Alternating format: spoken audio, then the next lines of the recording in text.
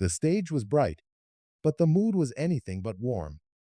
Denzel Washington had only just stepped onto the set of the National Pulse Roundtable when it became clear this wouldn't be a typical guest appearance. He'd been invited to speak about the importance of unity in an election year riddled with polarization.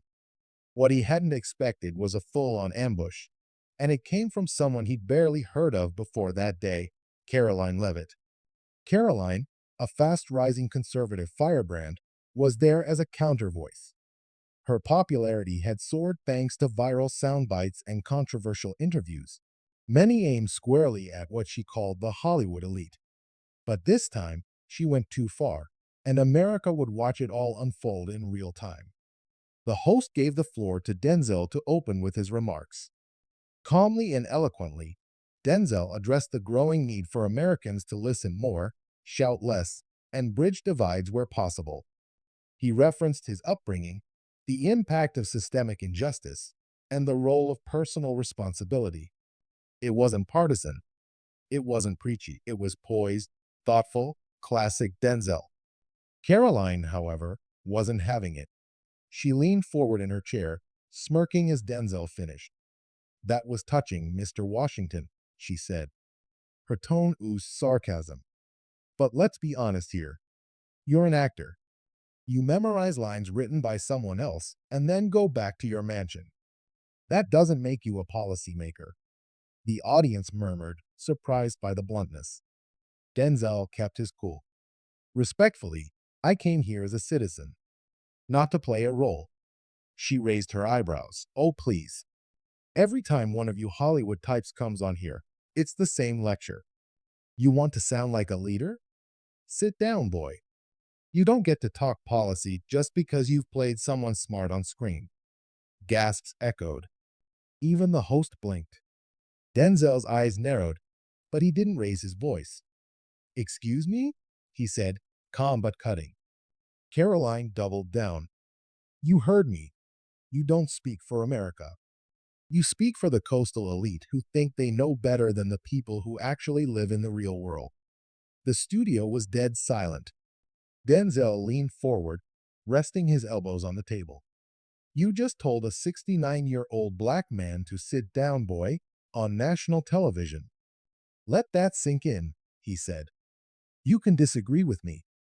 You can challenge my opinions. But what you did just now, that wasn't debate. That was a dog whistle." Caroline tried to interject, but Denzel kept going. "I've been on film sets where billion-dollar decisions are made in minutes. I've worked in communities you've never stepped foot in. And I've been a black man in America for almost 7 decades. So when I speak on justice, on dignity, on truth, it's not fiction. It's experience." The audience broke into applause. The host tried to move the conversation forward, but the moment had already gone viral. Clips hit social media within minutes. Sit down boy started trending, but not the way Caroline intended. Users from across the political spectrum called her out. News anchors replayed the moment. Late-night comedians rewrote their monologues around it. And Denzel? He didn't gloat. He didn't tweet. He didn't even address it again. He just walked off that set with the same dignity he brought in. But his response, calm, composed, devastatingly sharp, made headlines for days.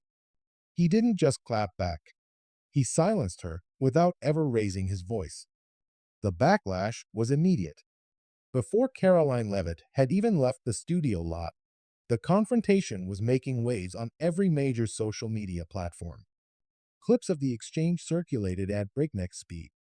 Some users posted raw footage. Others set it to dramatic music or slowed it down for effect.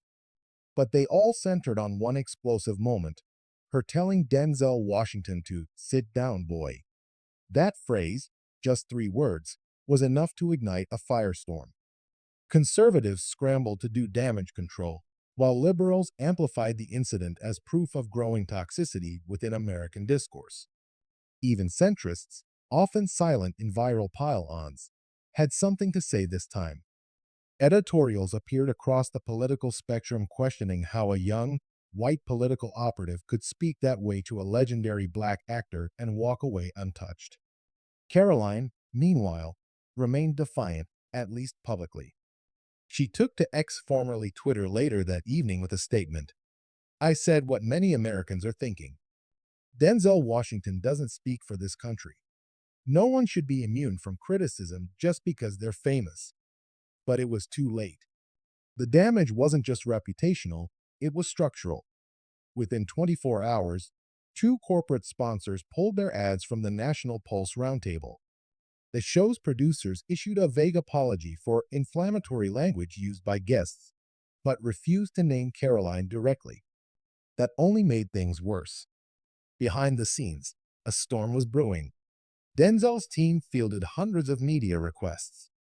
CNN wanted an exclusive. MSNBC offered a town hall. Even Fox News reached out, asking if he'd consider a one-on-one interview with Bret Baier to set the record straight.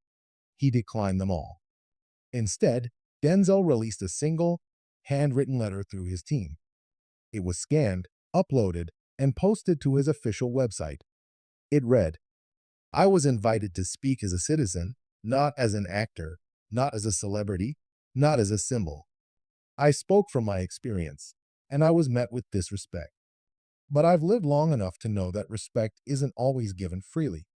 Sometimes you earn it. Sometimes you demand it. And sometimes you simply outlast those who never had it to begin with. I won't play the victim, I'll play the truth." Denzel Washington. That letter went viral for a second time. Major media outlets reprinted it in full. Influencers quoted it. School teachers read it to students. For many, it wasn't just a clapback, it was a philosophy. Meanwhile, Karoline was starting to feel the heat, not just online, but within her own party. Two former GOP colleagues criticized her remarks as embarrassingly tone-deaf.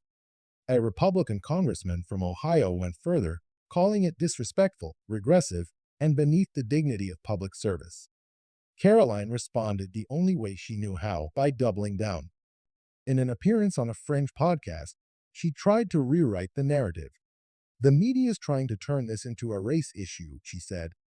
But the truth is, Denzel Washington tried to lecture real Americans from his Hollywood pedestal, and I pushed back. If he can't handle that, maybe he should sit down. But even her most loyal followers began questioning her judgment.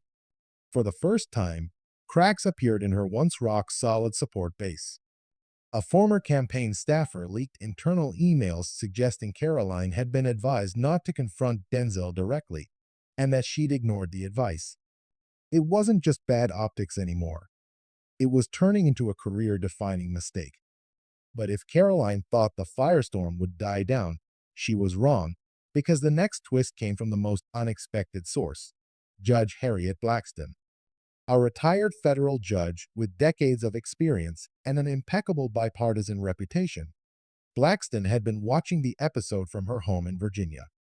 Normally private, she rarely spoke to the media.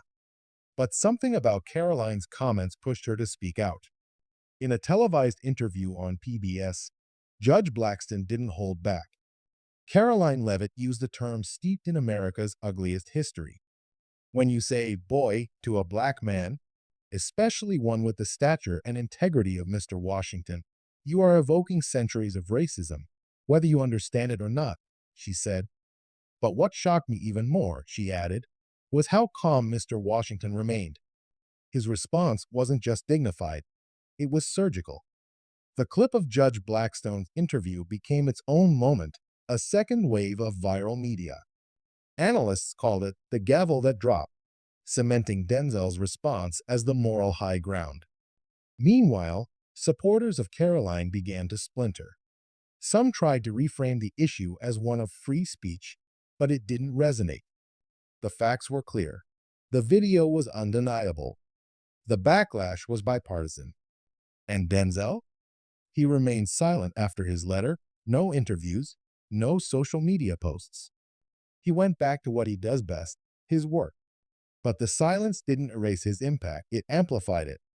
Late-night hosts did monologues comparing his reaction to historical figures of dignity: Sidney Poitier, Muhammad Ali, James Baldwin. They weren't calling Denzel a hero. They were calling him a mirror. one that reflected back the state of American discourse in 2025. By the end of the week, Karoline's publicist resigned. Her speaking engagements were postponed indefinitely, and a growing number of young conservatives began to distance themselves from her rhetoric, saying it didn't represent the future of the movement. One conservative columnist put it bluntly: Karoline Leavitt told Denzel Washington to sit down. Instead, she sat herself out of relevance. And yet, this was just the beginning, because what no one expected was that Denzel's handling of the incident would do more than go viral. It would ignite a new conversation, not about race or Hollywood or politics, but about the power of restraint in a culture addicted to outrage. In the days following the incident, Washington, D.C. felt the ripple effects in full force. Lawmakers who normally avoided entertainment news found themselves cornered by journalists on Capitol Hill. "Do you condemn Karoline Leavitt's comments?" became a standard question shouted in marble hallways. Senators deflected. Congresspeople ducked into elevators. But silence itself had become a political stance. Then came a break in the silence. Representative Jasmine Crockett, no stranger to contentious political dialogue, gave a bold interview on MSNBC. "We need to stop pretending this was just a slip of the tongue," she said. Karoline Leavitt didn't just insult Denzel Washington. She insulted every Black American who's ever been told to know their place. Her words carried weight, not just because of the platform, but because Crockett, a Black woman in politics, understood firsthand how coded language morphs into violence when left unchallenged. She pointed to the broader trend: weaponized disrespect targeting Black excellence. What was happening to Denzel, she argued, was a continuation of a cycle that America refused to break. And then, unexpectedly, the conversation evolved into something larger. Denzel's name became synonymous with calm power. Social media hashtags exploded. Hash Denzel, hash sit down stand up, and even hash Washington Doctrine, each one pushing a deeper conversation about how strength doesn't always come in the form of shouting, but rather restraint. Karoline, however, still refused to apologize. But that only made things worse when an unaired segment from the initial interview leaked to the press. In it, Denzel had asked Karoline a thoughtful, measured question about economic equity. Rather than answer, she cut him off mid-sentence and muttered under her breath, clearly audible on the hot mic, "This guy's acting like he's MLK or something." The leak lit a second fire. And this time, it wasn't just the media. Faith leaders, educators, civil rights attorneys, and former Republican cabinet members began to weigh in. A particularly searing op-ed from Reverend Alton Massey in The Atlantic titled, "When Respect is Radical," went viral overnight. Massey wrote, Denzel Washington wasn't channeling Martin Luther King Jr., he was channeling basic decency. And if that's threatening to someone like Karoline Leavitt, maybe she needs to ask herself why. By now, even those who had once defended Karoline were retreating. An interview on a conservative podcast turned into a disaster when the host asked her, "Would you take back the phrase, 'sit down, boy,' if you knew it would hurt people?" Instead of a yes or even a pause, she doubled down.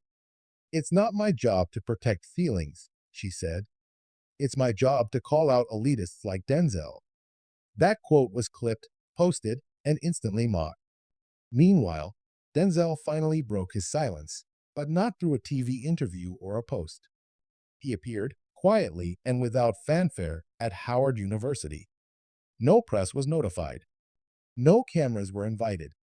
A leaked photo later showed him in a simple black jacket, sitting in a circle of students in one of the university's humanities classrooms. He didn't give a speech. He listened. And when asked by one student why he hadn't fought back harder against Karoline's comments, he reportedly smiled and said, "I'm not in the business of punching down. I'm in the business of standing tall." That line became a cultural reset. Clothing brands printed it on hoodies. TikTok creators used it in their captions. Educators quoted it in lectures. It wasn't just what he said, it was how he said it and where. Choosing a historically Black college over a cable interview was a message in itself. He wasn't chasing cameras. He was chasing clarity. Around this time, public polling started to show an odd twist. Trust in Hollywood celebrities was rising among Gen Z and millennial voters, but only those who demonstrated calm, deliberate values. Denzel topped the list. Meanwhile, Caroline's name barely registered, except under least favorable. Yet perhaps the most unexpected fallout came from the tech world. A major AI startup called Horizon Signal had booked Caroline as a keynote speaker at an upcoming summit. But after the incident, they quietly pulled her from the lineup and offered the spot to Denzel instead, not to speak about politics, but about leadership and emotional intelligence. To everyone's surprise, he accepted. In a stunning 12-minute address streamed live to over 4 million viewers, Denzel didn't mention Caroline once. Instead, he spoke about his father, a Pentecostal minister. He talked about the difference between noise and signal, how in a world obsessed with volume, real wisdom often speaks quietly. It's not the voice that shakes the room that changes it, he said. It's the one that knows when to be silent, when to listen, and when to speak with precision. The crowd gave a standing ovation. Some even cried. That speech, while only tangentially connected to the controversy, felt like a closing chapter for many Americans. Not an end, but a shift. Caroline, on the other hand, remained combative. She appeared on a lesser-known digital news site with a clickbait headline, Leavitt Unleashed. Why Denzel Washington is no victim. Her tone had changed, less confident, more shrill. At one point, she suggested that Denzel's team orchestrated the whole backlash for attention, a claim so outrageous that even the host looked stunned. Public reaction was swift. Caroline was now bordering on conspiracy theorist territory. Major donors began to withdraw. One GOP fundraiser confirmed anonymously that Caroline was being quietly blacklisted from future speaking events due to her inability to de-escalate. Internally, several rising conservative stars were reportedly told by strategists to avoid aligning with her. And then, just when it seemed the story had reached its peak, a third party entered the arena, Viola Davis. The Oscar-winning actress, long known for her activism and intellect, gave a stirring commencement speech at NYU's Tisch School of the Arts. Without naming names, she referred to the incident with unmistakable clarity. There will be moments when the world tries to shrink you with language, degrade you with silence, or dismiss you with labels, she said. In those moments, you don't raise your voice, you raise your presence. Just like Denzel did. That speech got a standing ovation, yes, but more importantly, it turned the conversation yet again. The narrative had expanded from a single confrontation to a cultural referendum. What does it mean to lead with grace? What does it cost to stay silent in the face of disrespect? And can dignity really defeat outrage? In answering those questions, Denzel Washington had gone from a movie star to a moral anchor. Karoline Leavitt, meanwhile, had become a cautionary tale. The controversy stopped being just about Karoline Leavitt and Denzel Washington. It evolved into a full-blown cultural case study. Universities began organizing panels titled Respect, Race, and Rhetoric, the Washington Leavitt Incident.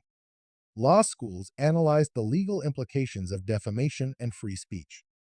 Sociology professors explored the power dynamics at play. And then, seemingly out of nowhere, the controversy crossed the Atlantic. British broadcasters, who usually kept a polite distance from American cultural dramas, couldn't resist. On BBC's flagship current affairs program, a segment titled Hollywood versus Hate Speech aired during prime time. A former UK parliamentarian called Caroline's language eerily colonial, while an Oxford professor argued it was evidence of a deep fracture in American racial consciousness. Denzel's team, meanwhile, said nothing. No more letters, no more speeches, no more public appearances. And that, ironically, made his presence even louder. News anchors kept referring to him in the present tense, even though he wasn't speaking. Denzel's silence today echoes what he wrote last week, they'd say. He became a living metaphor. Less man, more moment. Back in the States, the political implications were growing sharper. The Republican National Committee, fearing a widening rift with young voters, released an ambiguous statement urging all members of the political community to engage in respectful dialogue. It was the closest thing to a rebuke Karoline would ever get from her party, but it came too late. Internal polling revealed something devastating. Among swing voters under 40, Karoline had become a symbol of division. Meanwhile, Denzel Washington's approval numbers, yes, pollsters were tracking them now, had reached near Obama levels during his first campaign. And then the lawsuits began. A nonprofit organization called the Legacy of Dignity filed a civil suit alleging that Karoline Leavitt's comments constituted public racial harassment intended to degrade, humiliate, and dehumanize. Though symbolic in nature, the case got national attention. A coalition of civil rights attorneys offered pro bono support. Karoline's team, blindsided, tried to dismiss the case as performance lawfare. But the move backfired. Media outlets pounced on the phrase. Legal analysts pointed out that Karoline had once campaigned on restoring civility. The contradiction was damning. And Denzel? Still silent, but his absence only built momentum. The NAACP, inspired by his stance, announced a new campaign, Stand Tall. The initiative focused on teaching young Black students how to navigate professional spaces with dignity, confidence, and self-respect, using Denzel's own quotes as curriculum. The first PSA featured a clip from his 2002 Oscar speech, followed by the now iconic quote from Howard University, "I'm not in the business of punching down. I'm in the business of standing tall." The response was overwhelming. Donations poured in. Celebrities endorsed it. Schools asked for workshop materials. What began as a targeted response to a media scandal had transformed into a nationwide movement. And still, Karoline didn't apologize. Instead, she did what no one expected. She went back on TV. This time, the interview was on Newsfront, a fringe network known for its incendiary hosts and low production value. She sat across from a sympathetic host who teed up softball questions. But Karoline, to her own detriment, didn't take the easy road. She lashed out, not just at Denzel, but at everyone. "America's been hijacked by feelings," she declared. "You can't say anything anymore without being accused of hate." Well, I won't be silenced. The rant went viral, for all the wrong reasons. Clips of the segment spread across TikTok, but not with supportive commentary. Teens and millennials edited it into satire, splicing her tirade with clips of Denzel quietly sipping tea or nodding thoughtfully during past interviews. The contrast was brutal. #Karoline Meltdown trended for 48 hours. And then something happened that turned the tide forever. Denzel's daughter, Olivia Washington, gave an interview. A rising actress in her own right, Olivia had stayed out of the spotlight for most of her father's career. But when invited to speak at a women's leadership summit in San Francisco, she deviated from her planned remarks to address the controversy directly. "My father taught me that silence isn't the absence of strength," she said. "It's the proof of it. He also taught me that when someone tries to reduce you with words, you respond by refusing to shrink." The crowd erupted in applause. That quote, "refusing to shrink," became the newest rallying cry. It was painted on murals, printed on shirts, used as the closing line in a Nike commercial about perseverance. One ad even spliced together real footage of Denzel throughout his career, building toward that final phrase. And Karoline? She started fading. She wasn't canceled, she was forgotten. Bookings dried up. Social media engagement plummeted. By the end of the month, her YouTube channel had lost nearly 80,000 subscribers. Conservative media no longer invited her to comment. Even her own political action committee removed her from their homepage. The final blow came when a college in Georgia disinvited her from a scheduled lecture. Their reasoning was clear. This institution supports dialogue, not degradation. Meanwhile, Denzel remained unshaken. He appeared at a memorial event for Chadwick Boseman and gave a brief, heartfelt eulogy. Some voices rise in anger, others rise in art, he said. Chadwick understood the difference. So should we all. No mention of Karoline, no reference to the incident. But everyone understood. It was the closest he'd come to a closing statement, and it echoed louder than any press conference could have. By this point, Denzel's legacy was no longer just cinematic. It was philosophical. Professors coined terms like Washingtonian composure. Leadership seminars dissected his responses as models of modern restraint.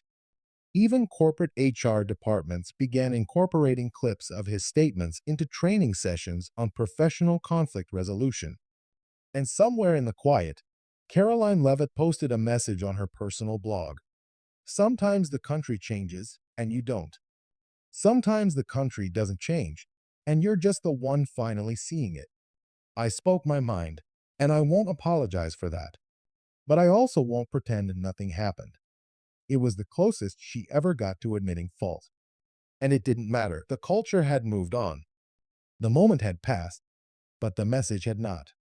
Because at its core, this wasn't just about one insult or one clapback.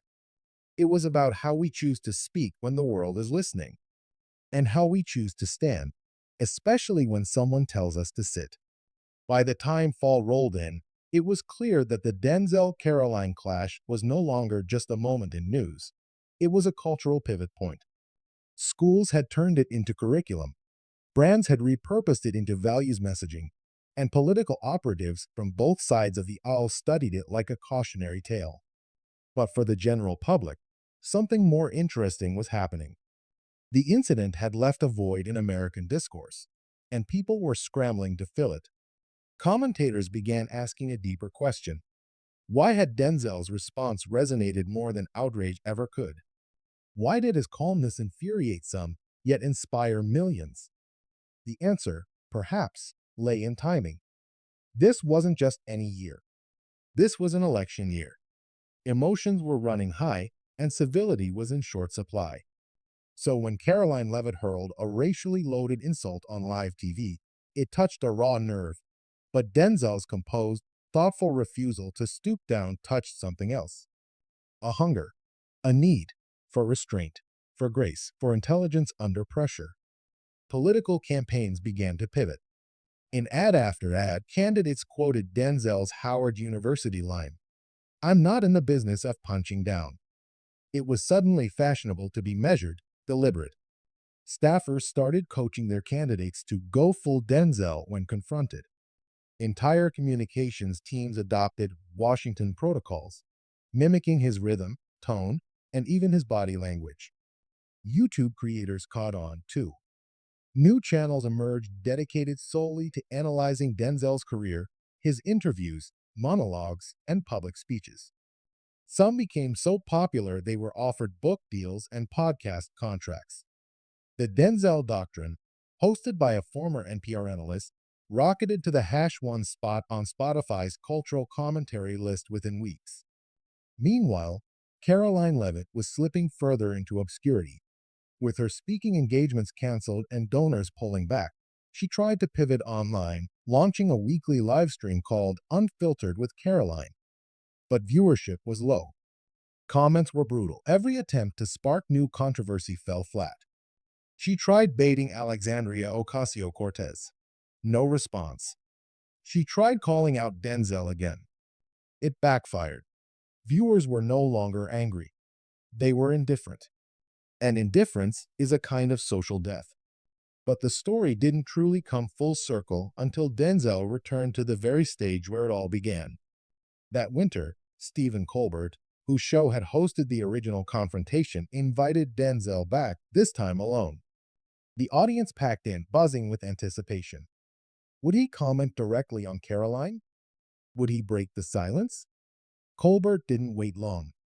Midway through the interview, he asked, "Denzel, the nation kind of crowned you the conscience of 2025, but you never really addressed what Karoline Leavitt said about you. Not directly. Why?" The audience leaned forward.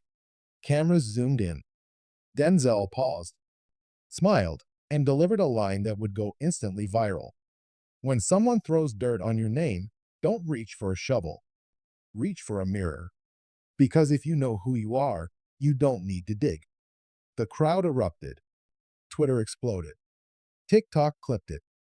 Late night hosts quoted it. And even some conservative commentators, those who had initially defended Karoline, shared the clip with captions like, "This is leadership." But Denzel wasn't finished. He leaned forward, lowered his voice, and said, "That moment wasn't about her. It was about all of us, about what we tolerate, about how easy it is to forget that every word we speak is an act of construction or destruction. I chose to build." For many viewers, it felt like the resolution they didn't know they needed, a spiritual mic drop. And what made it more impactful? The lack of malice. No name calling, no sarcasm, just reflection. The media dubbed it the gentle rebuke heard round the world. Within days, the phrase was printed on signs at protests. Church sermons used it as scripture. Schools wrote essays on it. Even international dignitaries quoted it. One European ambassador referenced it in a UN speech on global diplomacy. And Karoline? She responded on Twitter the next morning with just 3 words: "He still lied." No one liked the post. No one shared it. The tweet quickly became a meme, Karoline being Karoline. A screenshot of it appeared side by side with Denzel's quote, captioned "Energy versus Wisdom." The public had decided. Denzel had won not just the moral argument, but the cultural one. But in true Denzel fashion, he didn't gloat. Instead, he turned the moment into mentorship. He announced a nationwide youth leadership tour, the Stand Tall Sessions. Visiting 10 cities, the tour focused on teaching conflict resolution, cultural empathy, and the art of composed debate. Each session opened with an open mic, where students could tell their own stories of being silenced, mocked, or underestimated, and how they responded. Not a single mention of Karoline, but she was everywhere in the subtext. By the final stop in Atlanta, the tour had already secured $20 million in funding from Fortune 500 companies. Even Apple and Netflix joined in, planning to release a documentary series titled Silent Strength: The Denzel Effect. At this point, there was no debate left. Denzel hadn't just survived the insult. He turned it into a blueprint for modern dignity. And Karoline? She faded even further. A small far-right media company hired her as a political commentator, but she rarely trended. She tried to run a podcast, but even her most loyal base had moved on. Her name only resurfaced when satirists used her as a punchline. Her relevance had become an afterthought. Years later, when a political historian wrote a book about the incident, its title said everything: "The Day America Sat Down and One Man Stood Up." In the preface, the author wrote, "This wasn't a story about outrage. It was a story about who we become when we're given a stage." Karoline Leavitt took that stage and shrank. Denzel Washington stood upon it and reminded us all, sometimes the quietest voice has the loudest echo. Time passed. Not a week, not a month, but a full year. The Karoline-Denzel exchange, once headline news, settled into that rarefied territory of American moments that transcend news cycles. It became an event remembered not for its immediate uproar, but for its quiet aftershock, its enduring transformation of the cultural landscape. And what happened next? That's where the story becomes even more interesting. Because it wasn't just a moment. It became a movement. Colleges began adding the incident to syllabi, not just in political science classes, but in psychology, sociology, even media ethics. Professors assigned essays with questions like, "What does dignity look like under pressure?" Or, "When is silence louder than speech?" Meanwhile, Denzel was invited to address Congress not once, but twice. The first invitation came as a symbolic gesture, marking the 1-year anniversary of the incident. But what no one expected was for him to actually show up.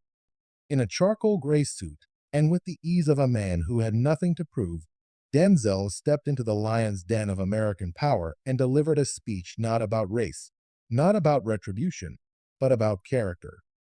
He said, "This country doesn't need more shouting. It needs more listening, more watching, more reflection. People call it grace. I call it preparation." It was, in a word, masterful. Republicans and Democrats alike applauded. News networks that once thrived on outrage quietly softened their tone. MSNBC replaced its primetime panel with a rotating guest series called Voices of Stillness. CNN aired a special titled Denzel's Way, narrated by none other than Morgan Freeman. In one poignant moment, a black law student at Georgetown said during a town hall, "He didn't just stand up for himself. He stood up for all of us who've been told to sit down." Karoline Leavitt, meanwhile, tried again to re-enter the national conversation. She rebranded, deleted old tweets, even issued a vague statement in an interview about respecting all Americans, without naming Denzel. But the public wasn't buying it. Social media, once a weapon of rage, had turned into a crucible of accountability. And in that crucible, Karoline had already burned her credibility. Satirical shows turned her into a recurring sketch character. Sit Down Boy became a Halloween costume meme. One half of the pair wore a MAGA wig with a cheap mic, the other wore a suit with a sign that read, "Still Standing." And Denzel, he kept it moving. He directed a new film, a courtroom drama loosely inspired by recent events, where he played a retired judge pulled back into the legal system during a moral crisis. Critics hailed it as the perfect metaphor for post-incident America. It won multiple awards. But perhaps the most significant moment came not on screen or stage, but in a quiet, unpublicized meeting behind closed doors. Denzel had requested a one-on-one with Karoline Leavitt, not for press, not for politics, for closure. At first, she refused. Then, quietly, she agreed. The meeting took place in a neutral location, a non-denominational church in New York, with no cameras, no handlers, and no reporters. Just two Americans, on opposite ends of ideology, brought together by a single, infamous line. Accounts of what happened inside the meeting are scarce. No transcripts, no leaks. But one thing was certain. Denzel left with the same quiet confidence he entered with. Karoline left with tears in her eyes. Whatever was said between them, it wasn't for spectacle. It was for healing.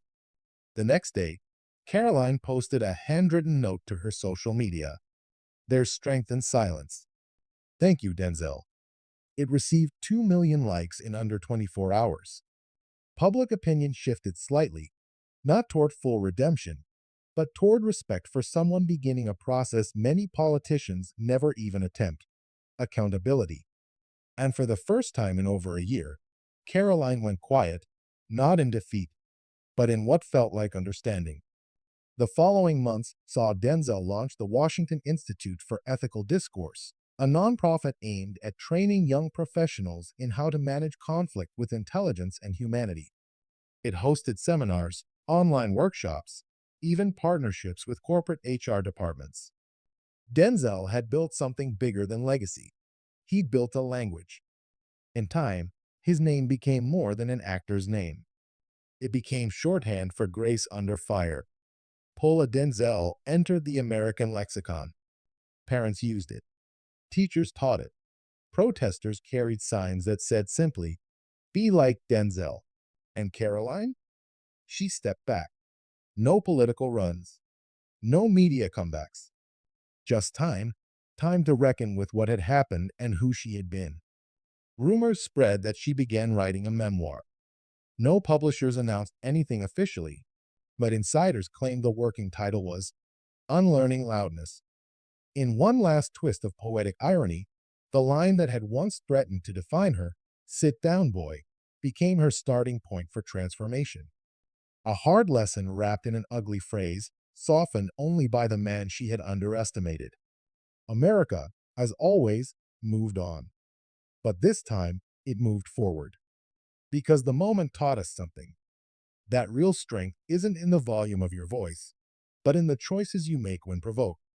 that dignity isn't passivity, that silence can thunder, that history doesn't remember who shouted, it remembers who stood. And Denzel Washington stood, not just for himself, but for a country still learning how to listen.